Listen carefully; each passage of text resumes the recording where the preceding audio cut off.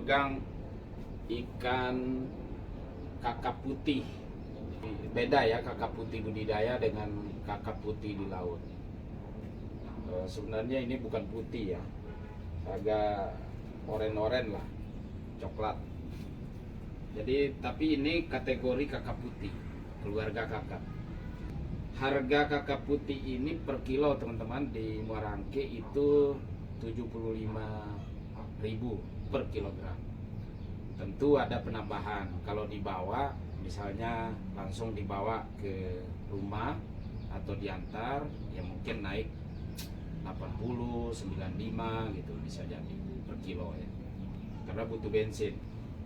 Nah teman-teman, setelah saya bertanya dari sepanjang di Muara Angke ini, memang ada saatnya terjadi kelangkaan ikan ya. Penyebabnya sebenarnya dari kebijakan pemerintah, katakan adalah pelarangan alat tangkap. Kalau pelarangan alat tangkap, seluruh pelabuhan di Indonesia itu akan kosong dengan ikan. Ya, sebagaimana disebut kelangkaan ikan. Itu pertama. Kemudian yang kedua, pelarangan alat tangkap juga menyebabkan usaha-usaha unit pengolahan ikan itu akan berhenti. Begitu. Nah, jadi cara supplier menyimpan ikan ini seperti ini, ada freezer, beberapa freezer, kemudian ikannya bisa disimpan dalam waktu 1 bulan, bahkan bisa 1 bulan lebih, dengan suhu tinggi yang maksimal ya. Dengan suhu tinggi yang maksimal, listriknya sekitar 220 volt. Jadi jangan pikir kita atau pemerintah menerapkan kebijakan itu tidak sedetail sampai listrik supplier maupun listrik pengusaha ikan itu kita harus pikirkan. Karena ini berat, bukan hanya soal kebijakan harga atau satu harga ikan dengan jenis tertentu, atau soal satu kebijakan harga BBM ya kan, dengan jenis apapun dari BBM itu kan. Nah ini penting untuk mempertimbangkan hal-hal seperti itu dalam kebijakan, dan ke depan tidak ada lagi, harapannya tidak ada lagi pelarangan alat tangkap seperti periode-periode yang lalu. Karena apa? Karena tidak ada pelarangan alat tangkap pun, kelangkaan ikan di Muara Angke dalam satu waktu, dalam periode tertentu itu tetap terjadi kelangkaan. Artinya kalau terjadi kelangkaan, stok bahan pangan kita berkurang. Nah, apa penyebab terjadi kelangkaan itu? Bisa bahan bakar naik, nelayan tidak bisa beli, bisa karena cuaca ekstrim, bisa karena alat tangkapnya tidak ada atau alat tangkapnya ada tapi kecil, bisa juga karena nelayan itu fasilitas atau peralatan melautnya tidak lengkap, kemudian tidak dijamin keamanan. Dan teman-teman, besarnya Muara Angke atau di seluruh pelabuhan di Indonesia, ada satu kesulitan yang paling utama harus diselesaikan, bahwa di seluruh pelabuhan di Indonesia, terutama di Muara Angke dan Muara Baru, itu adalah 2 jenis air yang diperlukan. Pertama, air tawar untuk udang, kemudian yang kedua air asin untuk ikan ya. Untuk ikan. Jadi 2 itu. Nah, hampir seluruh di Muara Angke ini itu belum ada pusat pengambilan air, dan seluruh supplier dan nelayan-nelayan serta pedagang ikan pasar lain itu harus membeli air per hari. Mungkin ada 1 sampai 2 kubik air yang harus dibeli, karena setiap hari harus dipakai untuk cuci ikan, cuci udang, kemudian datang orang membeli, membutuhkan air, kemudian mencuci tangan, segala macam gitu.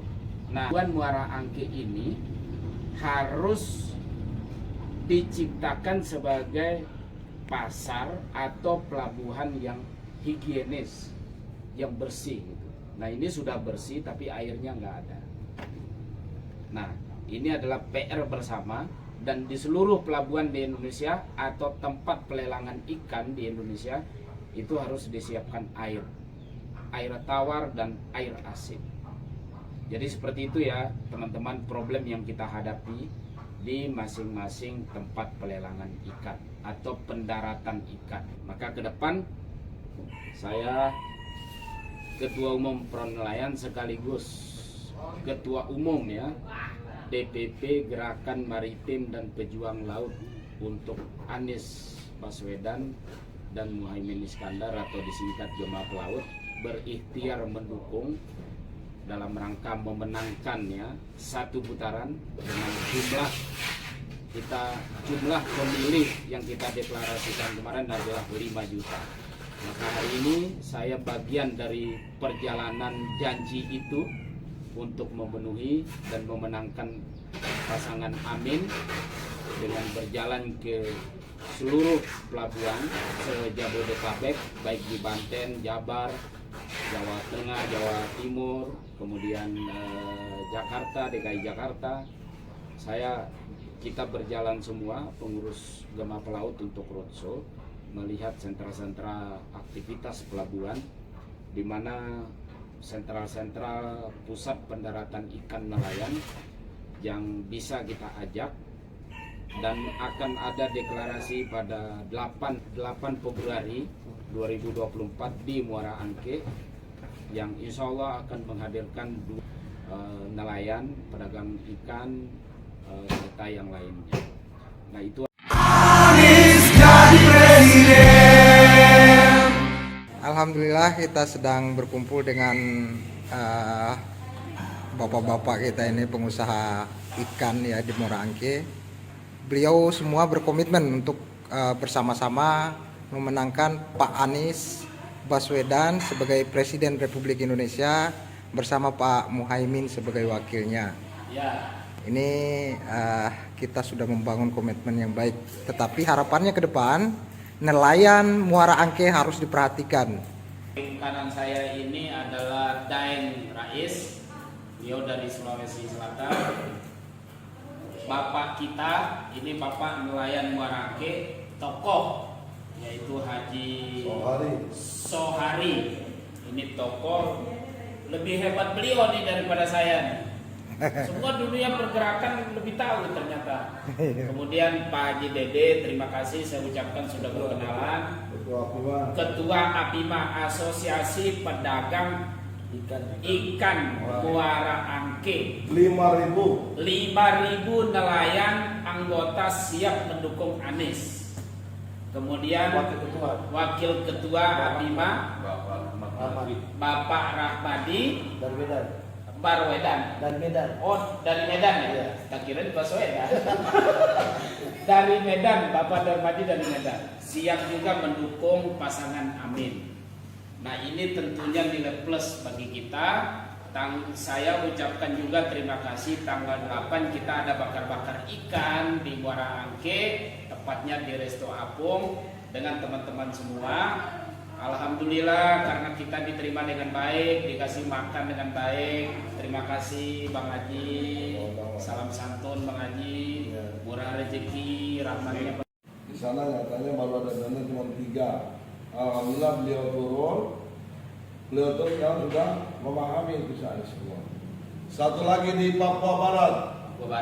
Ada namanya Pak Melis yang sudah perjuangkan Anies Baswedan dari Sabang sampai Merauke, dari ujungnya sama Papua.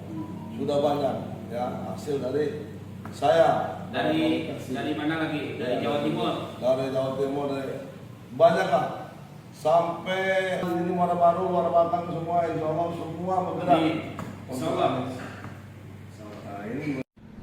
Ya udah, pokoknya tolong berjuang ya, nomor 1 di Papua Pak Melis ya.